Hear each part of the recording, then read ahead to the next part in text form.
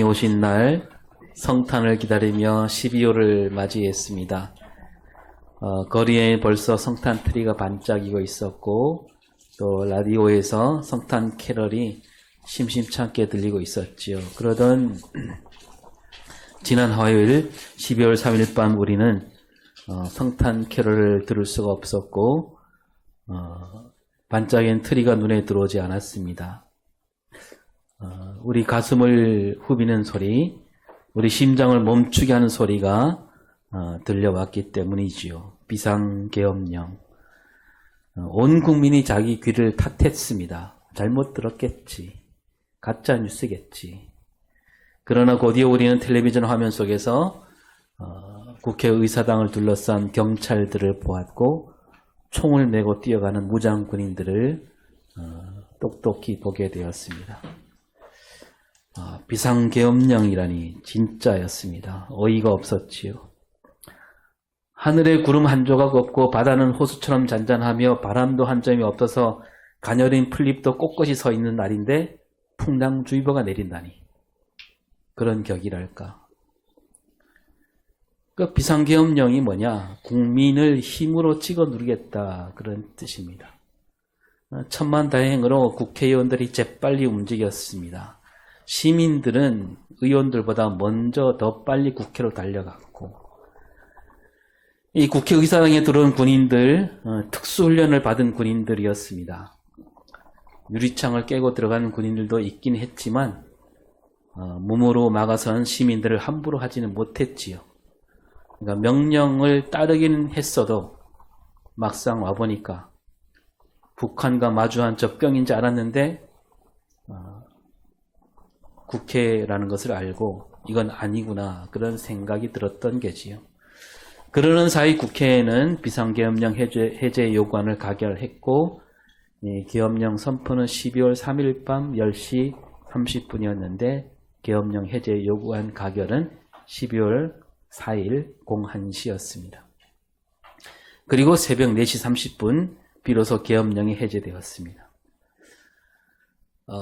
가슴을 쓸어내리는 시간이었지요. 그런데요, 이 계엄령이 해제된 다음에 이게 도대체 어떻게 된 일인가 살펴보면서 정말 그 무엇보다도 끔찍한 사실을 우리가 알게 되었는데 그 가운데 하나가 잠깐 영상을 보겠습니다.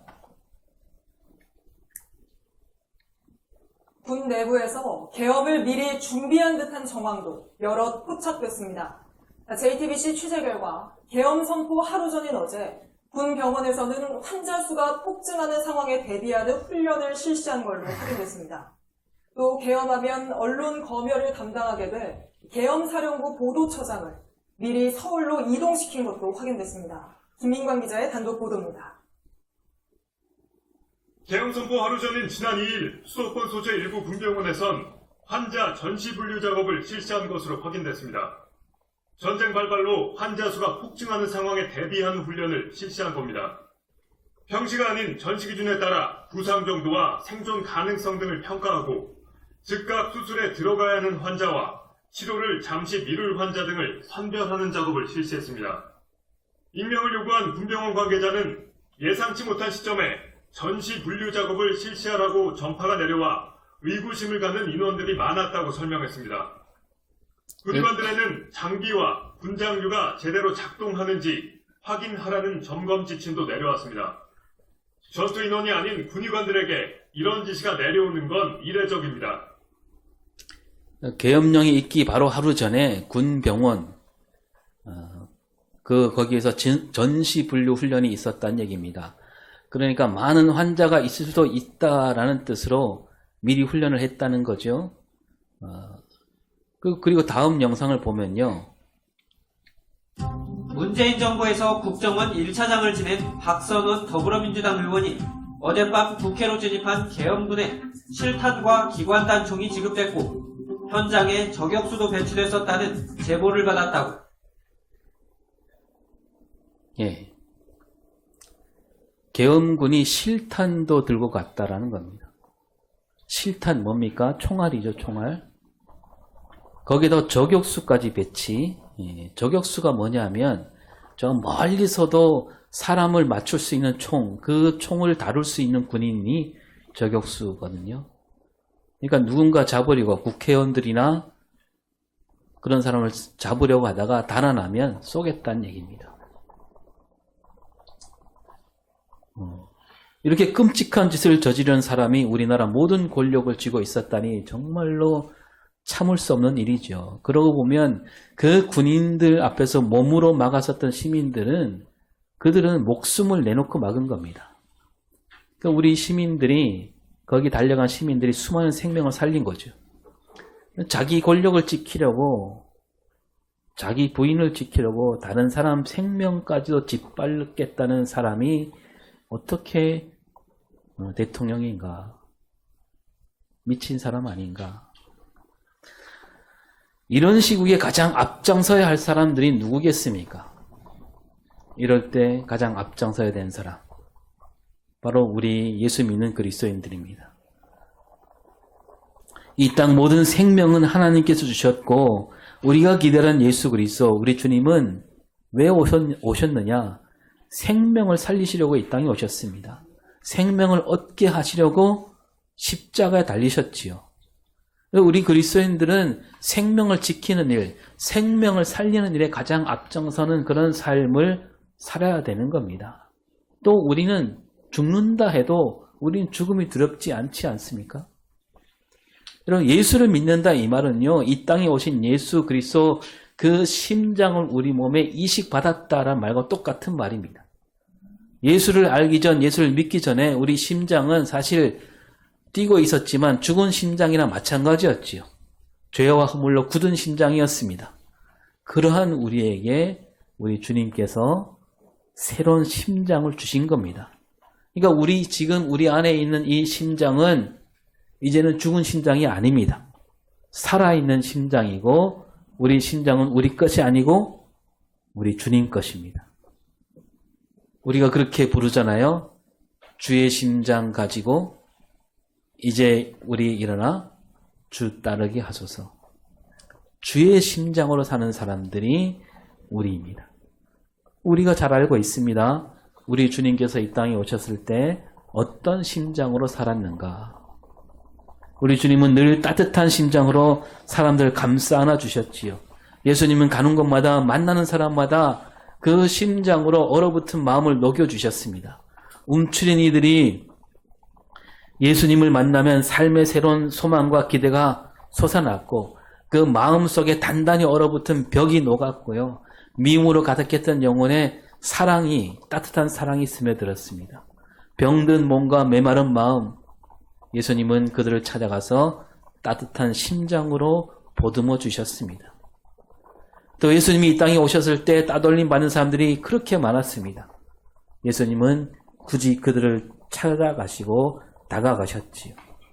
그런 사람들을 볼 때마다 예수님 심장은 뛰었던 겁니다. 그 심장 소리가 저는 사람이 걷게 만들고 그 심장 소리로 눈먼 사람이 눈을 뜨고 움츠려 있던 어깨가 활짝 펴진 겁니다. 예수님 뜻을 이어받은 제자들도 예수님 심장으로 살아가게 됐지요. 베드로와 요한은 성전 미문에 앉아 손을 내미는 사람을 보았을 때 그들은 자기 속에서 예수 그리스도 심장이 뛰는 것을 느꼈습니다. 그래서 그 심장이 시키는 대로 일어나라고 외쳤지요. 그랬더니 그 사람 몸도 마음도 활짝 열리는 기적이 일어났고 그 예수 그리스도 심장이 그 사람을 일으켜 세운 겁니다. 오늘 말씀에도요, 바울은 심장을 말합니다. 8절을 볼까요? 내가 예수 그리스도의 심장으로 너희 무리를 얼마나 사모하는지 하나님이 내 증인이시니라. 예. 바울은 이 빌립보 교회 편지를 쓰면서 자기가 이 빌립보 교회를 얼마나 사랑하는가 그 마음을 그대로 나타내고 있는데 이 바울과 빌립보 교회는 참으로 애틋한 사이지요. 바울이 이제 이 소아시아에서 지중해를 건너갔을 때 가장 먼저 세운 교회가 빌립보 교회입니다. 바울은 이 빌립보 교회를 세우면서 온 정성과 힘을 기울였습니다. 빌립보 교회도 바울을 돕되 있는 힘껏 도왔지요. 그 빌립보에서 바울은 루디아라는 첫 열매를 얻었습니다. 루디아는 바울에게 큰 힘이 되었지요. 그 바울은 이 빌립보 교회에서, 이 사랑스러운 빌립보 교회에서 오래 머물고 싶었지만 이런저런 일에 얽혀서 떠날 수밖에 없었고, 그 빌립보를 떠나서 여기저기 복음을 외치다가 그만 옥에 갇히고 말았습니다. 이 빌립보 교회 교인들은 바울을 걱정하며 바울이 건강을 잃지 않도록 옥바라지에도 힘을 쏟았습니다. 그리고 바울은 옥에 갇혀 있지만 그 빌립보 교회를 늘 생각하며 교회를 돌보았습니다. 이 편지를 쓰면서 바울은 옥에 갇혀 있는 바울이 오히려 빌립보 교회 교인들에게 힘을 실어주는 그 내용이 바로 빌립보서 내용입니다. 이 바울은 빌립보 교회를 사모한다. 사모한다는 말이 뭡니까? 사랑하고 그리워한다는 얘기입니다. 바울은 빌립보 교회를 사랑하되 예수 그리스도의 심장으로 사랑한다. 바울의 사랑은 하나님 사랑에서 비롯되었다는 얘기지요. 예수 그리스도의 심장으로 사랑한다는 이 말은 생명을 바쳐서라도 사랑한다. 예수님이 우리를 사랑하실 때 생명을 주시기까지 사랑하셨기에 바울도 그렇게 빌립보 교회를 사랑한다. 그렇게 사랑하니까, 떨어져 있으니까 그리워지는 겁니다. 바울은 또 하나님이 증인이다. 빌립보 교회에 대한 사랑은 하나님이 아신다는 얘기죠. 하나님이 어째서 아시느냐? 바울이 사랑하는 그 사랑은 바로 예수 그리스도의 심장으로 사랑하니까 하나님이 아실 수밖에 없는 거죠. 하나님이 알아주신 사랑이라면 틀림없는 사랑이고 진실한 사랑이란 뜻입니다. 바울은 이 그리스도인이라면 어떻게 사랑하며 살아야 되는지 이렇게 편지를 통해서도 잘 보여주고 있습니다. 그러니까 바울 몸 안에 있는 뛰고 있는 심장은 바울 자기 심장이 아니라 예수 그리스도의 심장이었다는 겁니다. 예수 그리스도의 심장으로 이 편지를 쓰고 있다는 거죠. 바울이 쓴 이 빌립보서를 읽다 보면 불쑥불쑥 그 예수 그리스도 심장이 드러나는 것을 보게 됩니다. 바울이 이 편지 앞머리에서도 이렇게 말하지요. 3절을 볼까요? 내가 너희를 생각할 때마다 나의 하나님께 감사하며. 네, 바울은 빌립보 교회를 생각할 때마다 하나님께 감사한다. 빌립보 교회 교인들을 생각할 때마다 하나님께 감사드립니다. 그러니까 먼저 이 뜻은 빌립보 교회는 바로 하나님이 세우신 교회다라는 얘기죠. 빌립보 교회를 생각할 때마다 그 교회를 세우신 하나님을 생각하게 되고, 이렇게 교회를 세워주신, 이 좋은 아름다운 교회를 세워주신 그 하나님께 감사한다라는 얘기입니다. 그리고 빌립보 교회가 무슨 일을 잘해서 감사한다 그러지 않고 빌립보 교회가 있는 것만, 그것만으로도 감사한다. 예수 그리스도 심장으로 보면 그렇다는 얘기입니다. 그저 내 곁에 있어주는 것, 나와 함께 하나님 뜻을 함께 한다는 것, 그것만으로도 감사할 수 있는 거죠. 또 바울이 빌립보 교회에서 기도한다 그러는데요. 4절을 볼까요? 간구할 때마다 너희 무리를 위하여 기쁨으로 항상 간구함은. 바울이 빌립보 교회를 기도하는데 그냥 기도하지 않고 간구하고 있습니다. 온 마음을 다해서 애타는 마음으로 기도한다는 거죠. 그러니까 빌립보 교회가 이 어지러운 세상에서 하나님 뜻을 잘 따라 견뎌 나가려 기도한다는 얘기인데, 바울이 이렇게 간구해야 할 만큼 세상살이가 그 세상 속에서 쉽지 않다는 얘기입니다. 그러면서도 바울은 또 기쁨으로 기도합니다. 그러니까 세상을 견디기가 쉽지는 않지만 이 빌립보 교회가 잘 해내리라 그런 믿음이 있기 때문에 기쁨으로 기도하고 있다는 거죠. 그 애타는 마음도 있고 또 이쪽에서는 기쁨이 있습니다. 바울이 그러면 빌립보 교회를 생각할 때 왜 기뻐하느냐? 5절에서 이렇게 말하지요. 너희가 첫날부터 이제까지 복음을 위한 일에 참여하고 있기 때문이라. 네, 이 빌립보 교회가 처음부터 복음을 위한 일에 힘쓰고 있다는 겁니다. 다른 데 눈을 돌리지 않고 복음을 위해서 힘쓰고 있다. 세상은 어지럽고 복잡하지만 이 빌립보 교회가 바울의 가르침을 잘 받아서 오직 복음을 바라보고 있다는 거죠. 그 예수를 믿을 때 처음 가진 그 마음을 잃지 않고 있다는 겁니다. 복음을 위한 일이 뭐냐? 하나님 나라를 이루는 겁니다. 이 빌립보 교회 안에 하나님 나라가 이루어졌고 이 빌립보 교회로 말미암아서 하나님 나라에 대한 좋은 소문이 자꾸 퍼져나가고 있다는 겁니다. 빌립보 교회는 처음부터 지금까지 그 복음을 믿고 그 복음대로 살아가고자 하는 그 마음을 잃지 않고 지켜온다라는 것을 생각하니 비록 어렵고 힘들지만 기쁨으로 간구하고 있다는 거죠. 6절에서 뭐라고 합니까? 너희 안에서 착한 일을 시작하신 이가 그리스도 예수의 날까지 이루실 줄을 우리는 확신하노라. 예. 빌립보 교회로 하여 착한 일을 하나님께서 시작하게 하셨다. 그리스도께서 다시 오시는 그날까지 하나님 뜻을 이루어 가시라 굳게 믿고 있다는 겁니다. 그래서 착한 일이 뭘까요? 착한 일은 앞에 말한 복음이죠, 복음.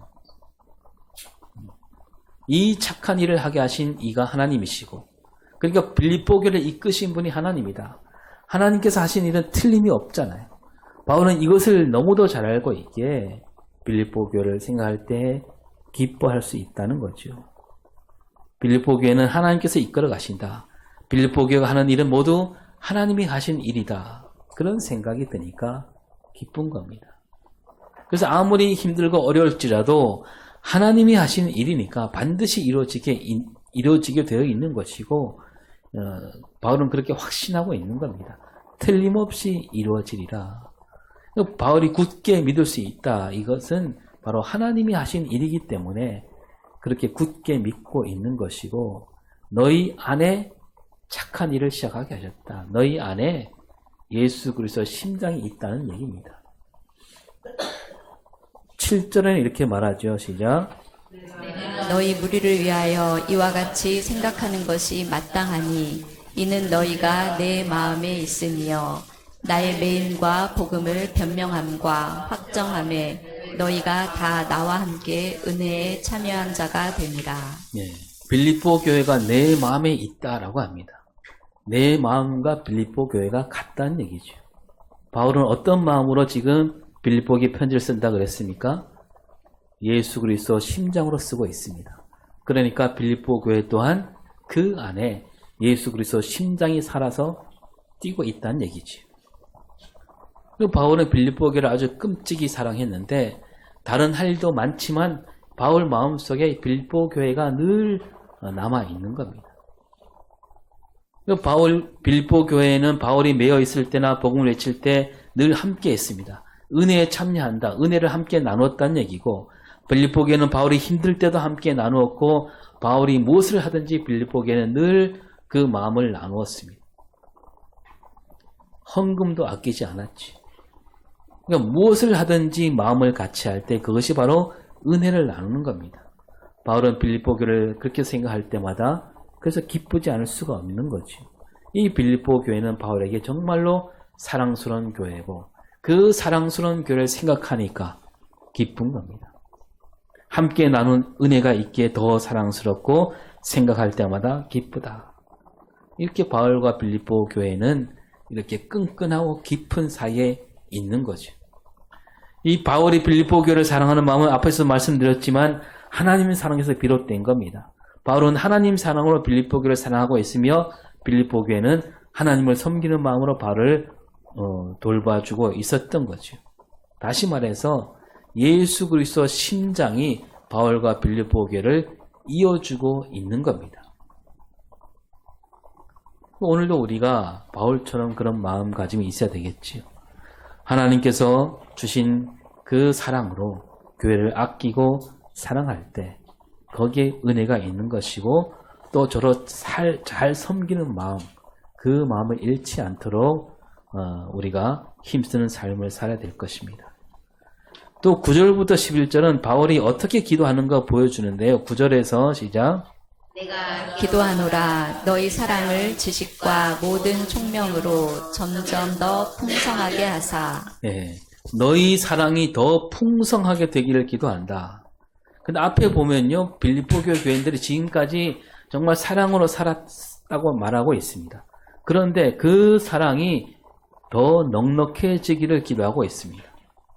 이 빌립보 교회가 보여준 사랑은 참으로 크다라고 말하기도 했는데, 그런데도 바울은 거기에 멈추지 않고 그 사랑이 더 넉넉해지기를 기도한다. 이 말은 뭘까요?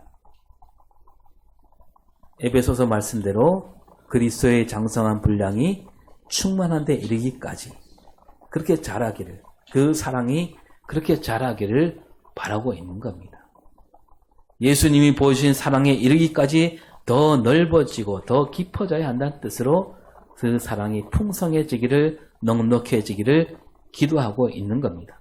그러니까 앞에 말씀드린 대로 바울이 예수 그리스도 심장으로 쓰고 있다 그랬는데, 마찬가지로 이 빌립보 교회에도 그 교회 안에 예수 그리스도 심장으로 사랑하는 마음이 가득 넘치기를 바라고 있다는 거죠. 그리고 사랑이 넉넉해지되 지식과 모든 총명으로 그렇게 되기를 기도한다. 이 지식과 총명은 지식이나 총명은 오직 사랑을 넓게 하고 깊게 하는데 쓸 때 그게 참된 지식과 총명이라는 뜻입니다. 사랑 없는 지식은 쓸데없는 지식이라는 얘기고, 사랑 없는 총명은 그리스도의 사랑이라고 할 수 없다는 얘기입니다. 이 빌립보라는 도시에는 헬라 사상과 철학이 널리 퍼져 있는 곳입니다. 그런데 그 지식과 총명이 뛰어난 사람이 많습니다. 그러나 그 지식과 총명이 아무리 뛰어나도 사랑에 잇대어 있지 않다면 그것은 참된 지식이 될 수 없고 총명이 될 수 없다는 얘기지요. 고린도전서 13장 말씀처럼 천사의 말을 할지라도 사랑이 없으면 그것은 울리는 꽹과리일 뿐입니다. 그러니까 우리 그리스도인들에게 가장 으뜸되는 덕목이 뭐라고요? 사랑이잖아요. 우리가 어떤 일을 하든지 사랑을 앞서야 됩니다. 근데 그 사랑하되 요만큼 하면 되겠지가 아니라 우리 사랑은 더 풍성해져야 됩니다. 더 깊고 더 넓어져야 됩니다. 우리 사랑이 그리스도의 사랑에 이르게 되기까지, 그러니까 그리스도의 심장으로 사랑하는 그 사랑, 그리스도의 심장으로 풍성해지는 그날까지 우리는 사랑하며 살아야 된다는 거죠. 10절에서 이렇게 말합니다. 너희도 지극히 선한 것을 분별하며 또 진실하여 허물 없이 그리스도의 날까지 이르고. 이제 더 나아가서 지극히 선한 것을 분별하길 바라고 있습니다. 이 어지러운 세상 속에서 선한 것을 가려낼 수 있기를 기도하고 있는 거죠. 세상 많은 사람은 어떻게 살고 있습니까? 선하고 악하고 그거 가리지 않아요. 그들은 나에게 좋으면 그만인 겁니다. 무슨 일이 닥쳤을 때 이게 나에게 유익이 되는가 아니면 해가 되는가, 그렇게만 보는 거죠. 바울은 빌립보 교회가 세상과 다르기를 기도하고 있는 겁니다. 세상과 다르다, 거룩하다는 얘기죠. 거룩해지기를 기도하고 있습니다. 더 깨끗하게 살아가기를 기도하는 거죠. 세상 속에 살다 보면 세상 때가 묻게 마련 아닙니까? 세상 때를 묻히지 말고 그 세상 때를 날마다 씻어내며 살아가기를 기도하고 있습니다. 그러니까 진실한 삶을 지키라고 기도하고 있는 거죠. 그리스도께서 오시는 그날까지 그렇게 살기를, 아무런 허물 없이 살아가기를 기도합니다. 진실하며 허물 없이 살아가는 게 쉽지 않지요. 사람이라면 누구나 허물이 있게 마련입니다. 아무런 허물도 없고 아무 잘못도 없고 죄도 없는 분은 예수님밖에 없습니다. 바울은 빌립보 교회 교인들이 그 예수님처럼 되기를 기도한다는 겁니다. 허물 없이 살아갈 수는 없겠지만 그래도 그렇게 살아가기를 끝까지 힘쓰기를 기도하고 있는 거죠. 오늘 우리도 이 세상을 살아갈 때 우리는 지극히 선한 것, 지극히 선하다는 것은 하나님 보시기에 선한 것이죠. 그 선한 것을 우리가 가려낼 수 있어야 됩니다. 세상은요, 악으로 가득 차 있습니다. 선함을 찾기가 쉽지 않아요. 그리고 우리는 기도하는 마음으로 예수 그리스도의 심장으로 살면 우리는 거기서 선한 것을, 지극히 선한 것을 찾아낼 수 있다는 겁니다. 우리 삶에 허물이 있을 수밖에 없지만 우리는 날마다 선한 것을 찾으려고 애를 쓰며 힘쓰는 그런 삶을 살아야 된다는 거죠. 11절의 기도는 이렇습니다. 예수 그리스도로 말미암아 의의 열매가 가득하여 하나님의 영광과 찬송이 되기를 원하노라. 예수 그리스도로 말미암아 의의 열매가 가득하기를 기도하고 있습니다. 그 의의 삶을 살면 열매가 맺혀지게 되어 있습니다. 여기서 의는 또한 하나님의 의를 말합니다. 하나님의 의는 세상 모든 사람이 하나님 앞에 같은 은총을 얻게 되는 그것이 하나님의 의지요. 누구는 복을 받고 누구는 힘들게 살아가는 그런 세상이 아니라 세상 모두가 하나님 사랑 안에 살게 되는 것, 그것이 하나님의 의입니다. 바울은 기도하기를 빌립보 교회로 말미암아 많은 사람이 이 바로 하나님 의 안에, 하나님 사랑 안에 머물게 되기를.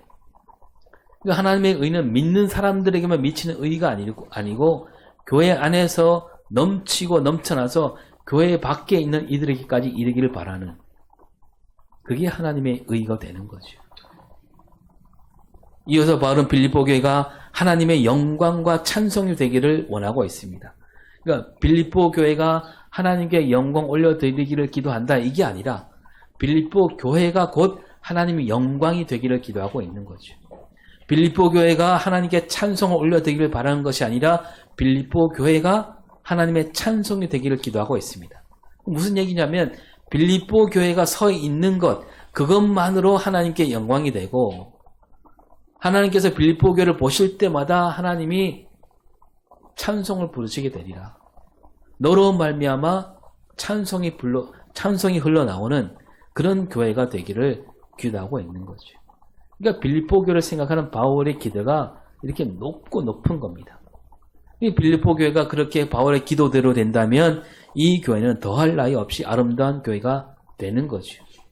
믿는 사람들이건 믿지 않는 사람들이건 이 빌립보 교회를 볼 때마다 하나님께 영광을 올리게 된다는 겁니다. 빌립보 교회로 말미암아 찬송이 넘친 세상이 되리라. 바울이 그런 소망으로 기도하고 있는 겁니다. 이 바울은 앞에서 말씀드린 대로 이렇게 예수 그리스도 심장으로 빌립보 교회를 사랑하고 기도하고 있습니다. 그러면서 마지막에 그 사랑으로 말미암아 의의 열매가 가득하기를 바라고 있습니다. 그러니까 예수 그리스도 심장은 사랑하게 만들고 더 나아가서 하나님의 의를 이루게 한다는 거죠. 바울은 예수님 말씀을 그대로 받들어서 예수님 말씀하시기를 너희는 먼저 뭘 구하라? 그 나라와 의를 구하라 하셨습니다.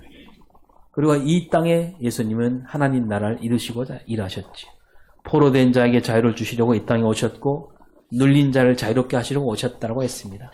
가난한 자를 돌보는 일, 이 또한 하나님 나라를 이루는 일이고 의를 펼치는 일이라는 것을 우리 주님께서 보여주셨습니다. 바울은 그 주님의 뜻을 잘 받들어서 교회를 세우고 모든 교회가 그런 교회가 되기를 바라는 마음으로 이렇게 편지를 쓰고 있는 겁니다. 바울은 예수 그리스도 심장을 그대로 물려받은 사람이에요. 그 심장으로 교회를 사랑하고 그리고 의의 열매가 맺기를 기도하며 외친 겁니다. 이제 우리 차례지. 우리 그리스도인들 그 가슴에 뛰고 있는 심장은 예수 그리스도의 심장입니다. 우리는 예수 그리스도 그 심장으로 세상을 품어야 되는 거죠.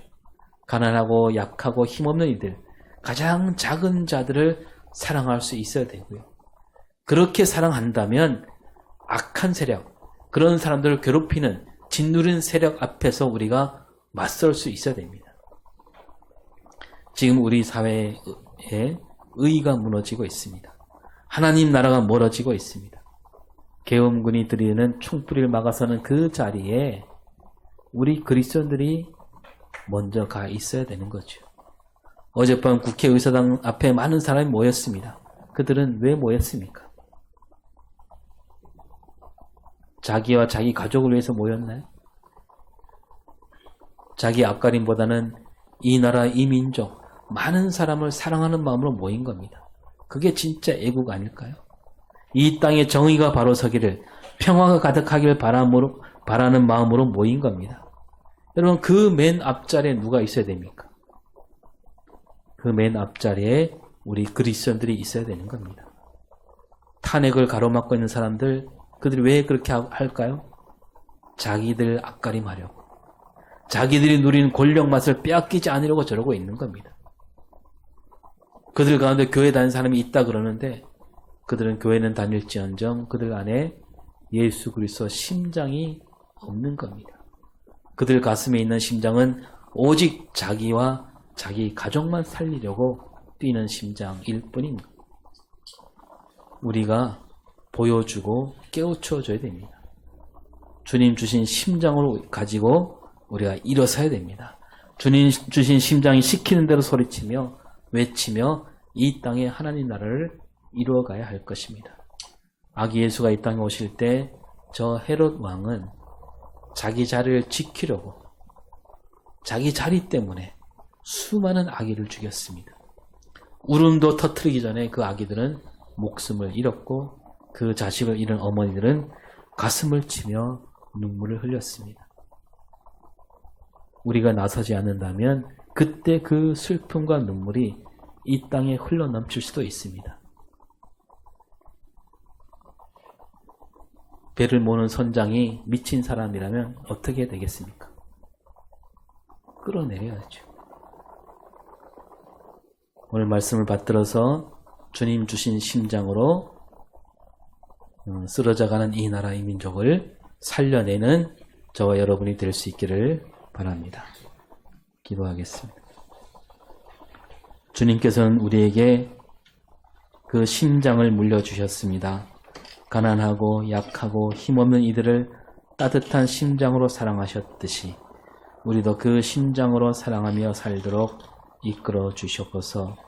힘을 부리는 이들 앞에 맞서 그들을 꾸짖었듯이 우리도 주님 주신 심장으로 그런 세력들과 맞서 이기는 삶이 되게 하여 주시옵소서. 감사드리며 예수님 이름으로